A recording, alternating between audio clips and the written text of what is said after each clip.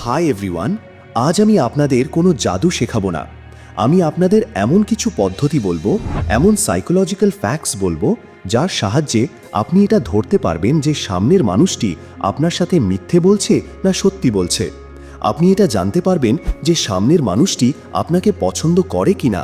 আর আপনি এটা জানতে পারবেন যে সামনের মানুষটির মনে আসলে কি চলছে। দ্য গেম অফ আইজ। আপনি কি কখনো কোনো চেস প্লেয়ারকে চেস খেলতে দেখেছেন? যদি আপনি ভালো করে দেখে থাকেন তাহলে দেখবেন যখন একজন চেস প্লেয়ার দাবা খেলে তখন সে তার ওপোনেন্টের চোখের দিকে কখনো তাকায় না। জানেন কেন? কারণ এমনটা মনে করা হয় যে আপনার চোখ আপনার সম্পর্কে সব কিছু বলে দেয়। যদি সেই চেস প্লেয়ার সামনের জনের চোখের দিকে তাকায় তাহলে হয়তো সেই ওপোনেন্ট এটা গেস করতে পারবে যে চেস প্লেয়ার পরে কোন চালটা চালতে চলেছে। অর্থাৎ আপনার চোখ খুব ইজিলি বলে দেবে যে আপনি কি ভাবছেন আর কি বলতে চলেছেন। আর এরই একটা সাইকোলজিক্যাল স্টাডি আমি আপনাকে বলছি।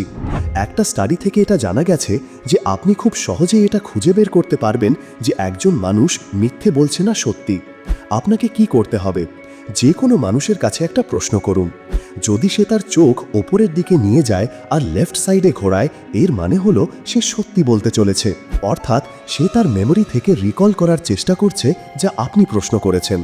কিন্তু যদি সেই মানুষটি তার চোখ ওপরের দিকে নিয়ে গিয়ে রাইট সাইডে ঘোরায়, এর পরিষ্কার মানে হলো সে গল্প বানানোর চেষ্টা করছে। অর্থাৎ সে মিথ্যে বলতে চলেছে।